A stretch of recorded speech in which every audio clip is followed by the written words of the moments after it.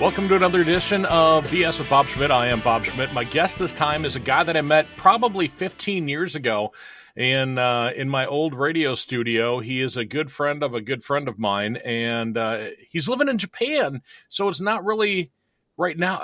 He's like 11, 13 hours ahead of me, right? 14 hours ahead. You're like way far ahead of me. It's morning right now. It's night where you are. Shane Allen, welcome to the show, and thanks for being on with me, man. Oh, thanks for having me. Yeah. We're in the future right now. So it's pretty crazy that we're, here we are. I'm in Ferryville, Wisconsin. You're in Japan, and we're able to have communication just like that. I mean, I can hear you immediately. Mm-hmm. Yeah.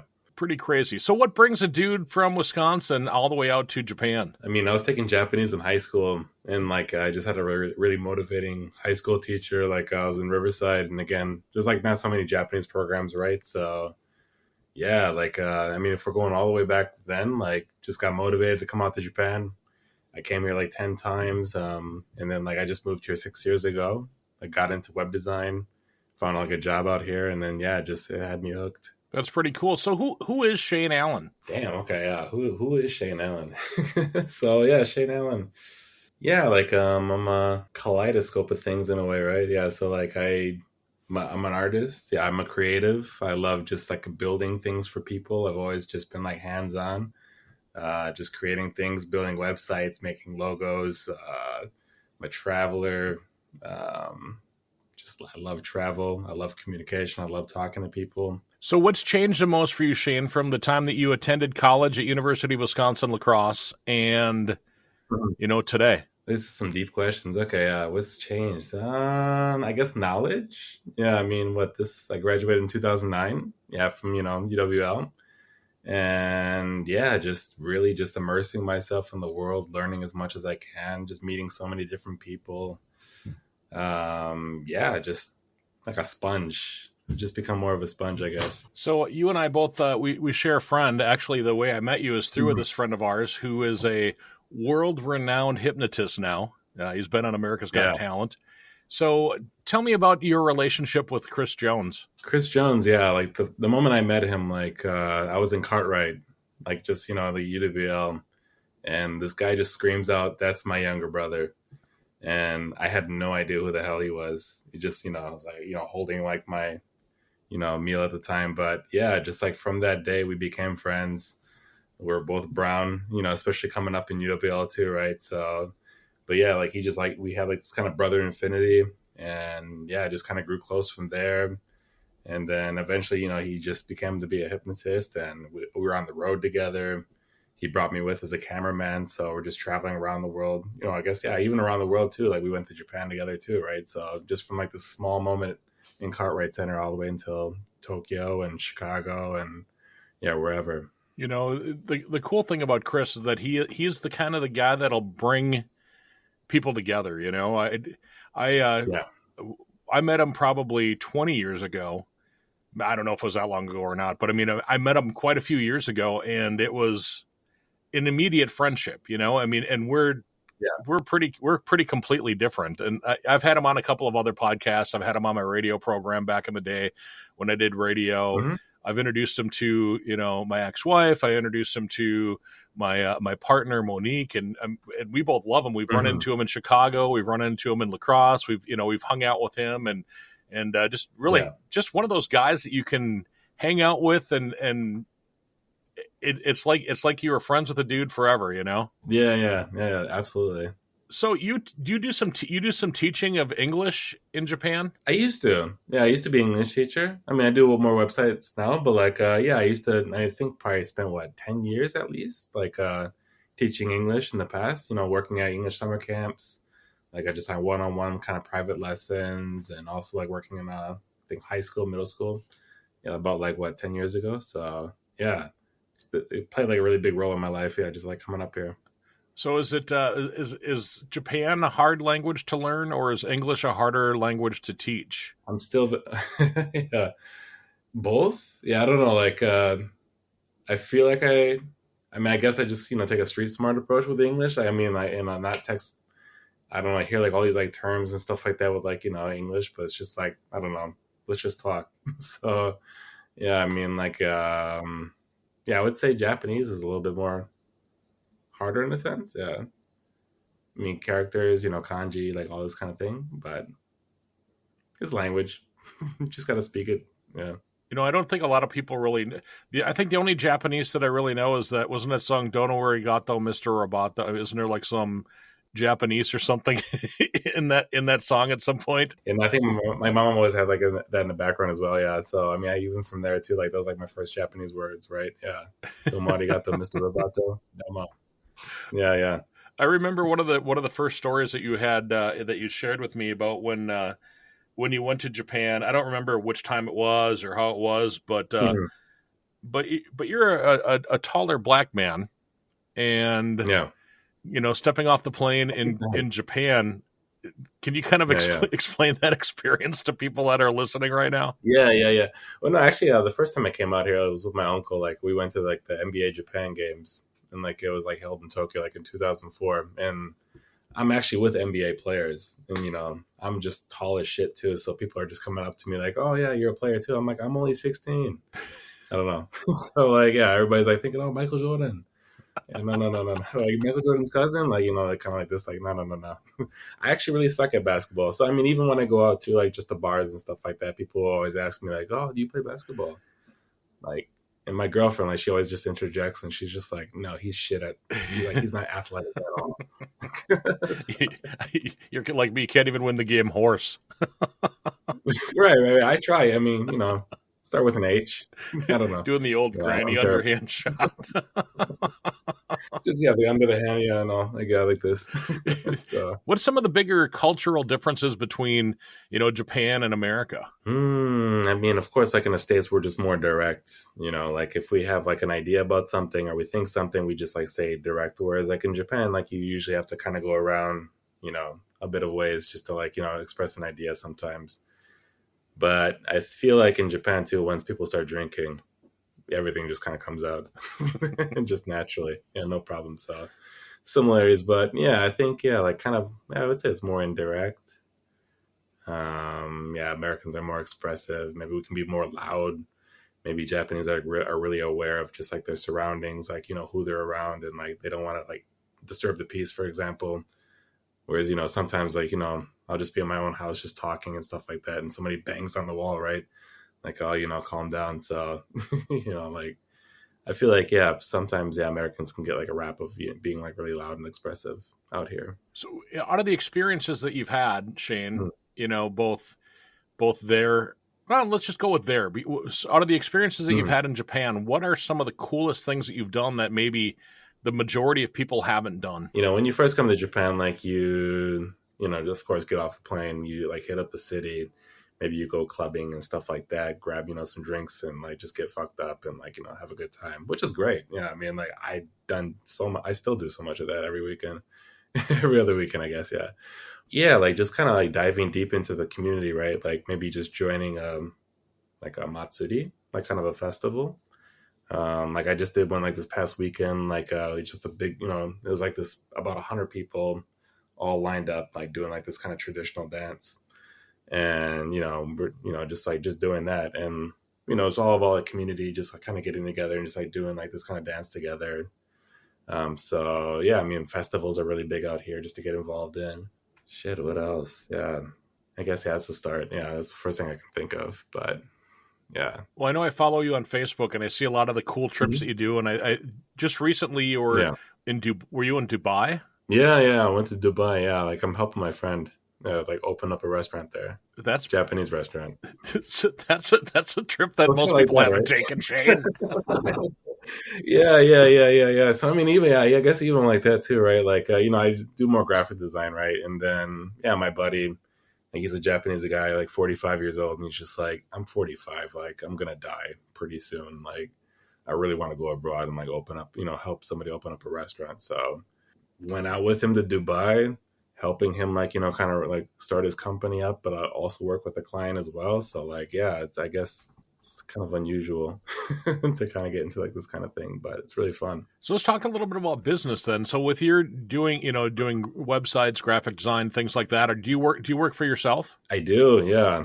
So I was working for a company originally, but now I work for myself. What's it like starting up a business abroad? It's exhilarating. I mean, it's fun, but it's also fucking scary at the same time because, like, again, I'm thinking about my visa. I'm thinking about like, how do I renew this thing? Like, will they kick me out? And like, but then also too, just like I just really want to do the work. I really just want to make the connections. But I'm getting like slips in the mail, like, oh, you owe like $1,500 for this. Like, oh shit, okay, paying taxes and stuff like that. But I guess, yeah, like, once you just kind of get into the motions of that, like, okay, yeah, I have to pay this at this point, or I have to pay like my health insurance myself now. Oh shit, it's going to cost this month, or maybe I'm being like, charged some certain percentage, for something. Like, you just roll with the punches, really. Mm-hmm. Yeah. Well, the world is a lot smaller now than it was when I was a Mhm. kid, when you were a kid, when I was a kid, when our parents were kids. I mean, it was all, Yeah. back then you went next door and talked to your friends. I mean, now I've got, you as a friend that lives halfway around the world and that I could potentially Absolutely. do business with, just like, Hmm. and we could have this conversation just like like we're right next door to each other now.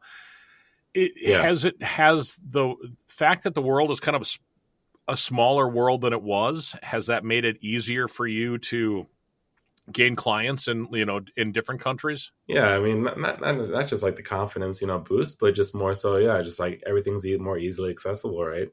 I mean, like, the things are kind of right. I feel like the things are kind of right in front of me, like, to be able to like talk to somebody in Dubai. Like, yeah, even today too, right? Like, I had a meeting with somebody in Dubai, like just like taking care of Japanese stuff. Somebody from the States emails me about some projects. So like it just kind of feel like it feels commonplace now, but like really like I can't imagine doing this stuff like what 10, not even 10 years ago, right? So Does the business language that people are using nowadays?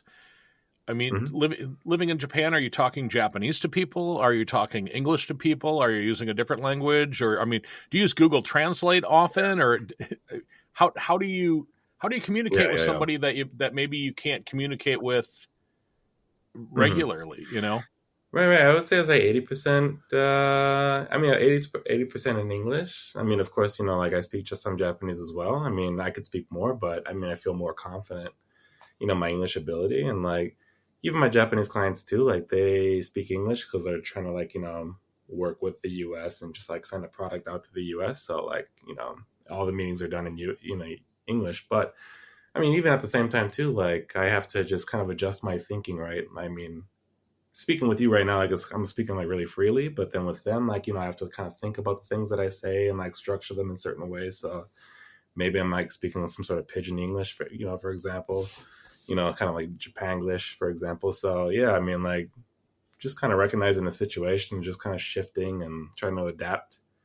I kind of feel like if just being adaptable, I'm able to just communicate exactly what I want to communicate. So The world is the world is crazy these days, don't you think? crazy. Were It's fucking you were crazy, living man. in Japan during COVID?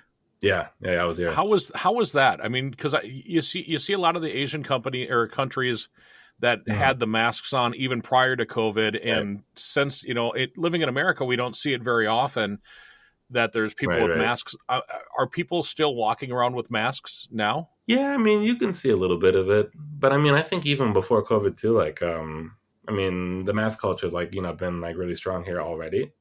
I mean, of course, when COVID happened, everybody was masked up, but like even back then too, like you had like a case of the sniffles, like, oh shit, I got to mask up, because it's more like here, it's just more of like more respect. Like, I don't want to like, give them whatever I have. So I felt like when, COVID happened, everybody kind of just like, read the room and like everybody just put a mask on, right? Hmm. So yeah, I mean, I felt like it was like people wearing masks a lot longer, out here versus like in the States. Cause yeah, I mean, eventually I actually went to the States with my girlfriend. Like, we traveled out there and yeah, like I think the mask laws were like kind of like, dropped and stuff like that. So we kind of felt like a little bit of anxiety, like, oh shit. I mean, even me too, right? Still kind of wearing a mask, but eventually just took it off and had a good Right. time. But in the back of my head, like thinking like, oh shit, I could catch something, One of you the know. one of the words that you just mentioned though is a word that I think that you said the word respect, and Mm-hmm. to me that's a great and interesting word because of the fact that I think that a lot of people here it's Mm-hmm. like, fuck you. I'm not going to wear, I'm not taking off that mask. I'm not wearing a mask because Mm, I don't want to. And it, even right, you're, you're over here coughing, you're sniffling, you're sneezing, right, and you can't tell me what to do. But it seems like, you know, you see somebody like you mentioned that has sniffles or has a little bit of a cough or a tickle in their throat or whatever. They're masking up because of the respect for. I'm assuming it's for others, not just for themselves. But I mean, it's a respect as a culture, correct? right. Yeah, exactly. Do you step Yeah, inside it's or all about outside of the? respecting other. Do you? I mean, how like when you're there, do you have the thought process of a person from Japan, or do you have the thought process of an American? I guess like living here for so long, like I don't know, again, like I'm kind of like a sponge, right? Like I just kind of adapt and like just like learn new things. And like, I think, yeah, I feel like, yeah, I've become like a little bit more Japanese like in a sense. I mean, of course, American at my core, but, yeah, I mean, if I'm here, like, I still have to kind of respect them as well. I mean, I can be, of course I can be myself too. And then maybe like they find it overbearing and like, the connection just doesn't work. And like, I'm just all by myself. So, I mean, I have to adapt to the situation in a way Mm-hmm. and like, just like learn and like kind of be respectful. Cause, we both grew up from, we both came up in different ways. Right. So I guess living here for so long, like, it's just kind of fun, kind of interesting, like just like learn how people like culture and respecting culture and understanding culture and even like looking back at my own culture, like it's kind of like trade off in a way. How often do you get back to Wisconsin? So yeah, and I haven't been in a minute. It's probably been about like 2 years. Yeah. So yeah, like the total like 6 years that I've been here, maybe like about two times. Yeah. Oh, really? How long of a flight? 14 hours. I'm assuming it's probably not direct from Tokyo to like Chicago or Mm-hmm. something, is it? Oh yeah, so direct flight from Tokyo to Chicago, and then of course, yeah, I take the Greyhound up to Milwaukee, Okay. or just like drive up, or I could take a plane too. But So somebody that's never been to Japan, what are some of the things what are some of the hot spots that people should go to? damn, yeah. So I mean, of course, everybody comes to Tokyo. I mean, we have everything. It's the big city, you know. But I would recommend, yeah, just going to starting with Kansai and maybe Osaka. So like in this area, like it's called Kansai. You have Osaka, Kyoto. Like kind of like Kyoto's like more of a traditional town. Osaka's just like the third largest big city. And but like again, like the people are just really interesting, really funny. Like they're known for comedy, kind of entertainment and stuff like that. So just like the vibes are really fun there. And then like Nara, like they have like tons of like shrines. So like this whole region is like just a hot spot. Just to start, you can just like drop off in one place and take a 40-minute train one place, one direction, one other place too. So you can see so many things at the same time. But yeah, I mean, yeah, Tokyo, I'd say Tokyo, Osaka, and then maybe even like Sapporo. It's in the north. It's kind of like the Wisconsin of Japan. So like they're famous for cheese, they're famous for beer. Sapporo's from there. So So have you been around the whole country? I have no. So there's like 47 prefectures. I've been to about 32 of them. Wow, so you're keeping So I busy. put in work. We had an exchange student when I was in sixth grade. Hiroki Onu Hiro Hiro. His name was Hiro, and we're Yeah. friends. We're friends on Facebook. And I actually asked him if he wanted to be on the podcast also because I thought it'd be kind of fun to Mm-hmm. have to have him on with you. And he's like, yeah, he didn't feel comfortable Absolutely. doing that. I should maybe next time. Yeah, I would love to. Yeah, So it's cool. you mentioned comedy. So with comedy is are the jokes are they transcontinental? You know what I mean? Would I laugh at a joke that a Japanese comic said? Yeah, I mean, like, I feel like, I mean, Japanese comedy. I mean, of course, it varies, but like, they're like, they have like all like this kind of was it slapstick kind of comedy too. Mm-hmm. So kind of like going all the way back then, like just like two people and like one person's a straight man and one person's just like just like says dumb shit and like they just kind of like go off of each other's vibe. So yeah, I mean, you have that. They don't really have like a stand up culture, but it's starting to boom right now, like just like slowly. So I mean, you're seeing like like stand up comedians come up now and like just like pop off in small bars and stuff like that. So yeah, I mean, it varies, but yeah, I mean, of course, I mean, even like just a random dick joke too. I mean, you'll hear something as simple as that too. So you have a mix of everything, really.